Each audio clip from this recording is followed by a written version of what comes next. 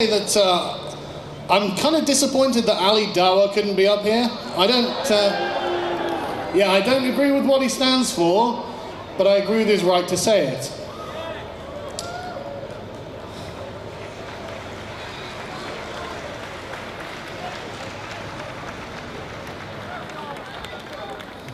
God, they've actually got Ali Dawah. It's happening, it's happening. This is fantastic. Here's the running order, so it's Raheem at 3, 3:10, Richard Inman speaks, Liam Tufts, Ali Dawah, Shazia Hobbs, Jared Batten and Marie. I love that they're next to each other. Like, I was a bit, because there was a whole kind of thing going around, weren't there, about Ali Dawah speaking. I've literally just been, over there and they've got like a running order and he's on at 3:10. Oh no. What do you think of that? Well, I'm a bit off about Ali, I must say.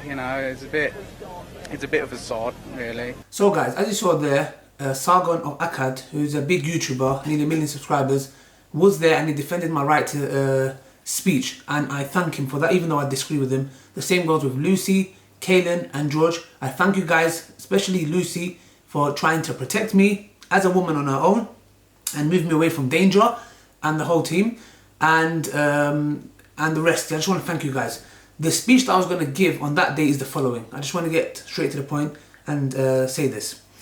A philosopher called Voltaire said, "I despise what you say, but will defend to the death your right to say it."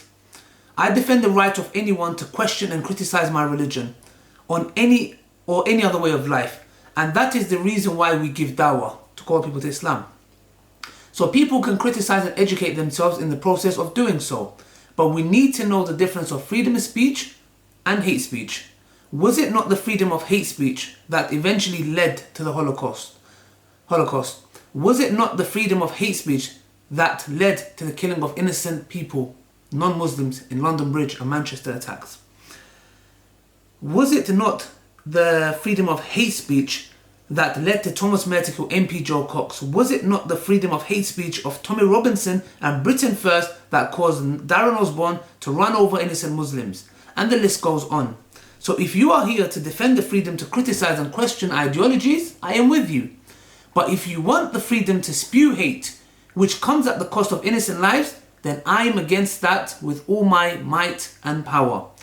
Why is it that the main focus of freedom of hate speech defended just to attack Islam by the ultra-right? Let me ask you all a question, which I was going to ask the audience to ponder upon. The difference between me and most of the speakers today is not that I'm the only one that eats halal meat. I add a bit of sense of humour there. I hate terrorism, whoever it's done by. I hate child exploitation, not because it's done by a majority of white middle-aged men or advocated by Tommy's friend or buddy Milo. I hate grooming gangs, not because majority are Asian men who have used vulnerable white girls. I hate human traffickers who are selling young ethnic kids from country to country. However, Milo, Tommy Robinson, Britain First hate terrorism only when it's done by Muslims. They hate grooming gangs only when it's done by Muslims. And this to me is sickening. I hate the act not because of who's done it, but because of what he or she has done to destroy innocent lives. We have had these discussions on my YouTube channel, which you can find by searching Ali Dawah, and hear it from a Muslim. Would I go to Hitler to learn about Judaism? Of course not. So why go to the people who hate Islam? Every civilized society which believes in free speech has also recognized that such free speech has limitations. Free speech should not be confused with a license to abuse.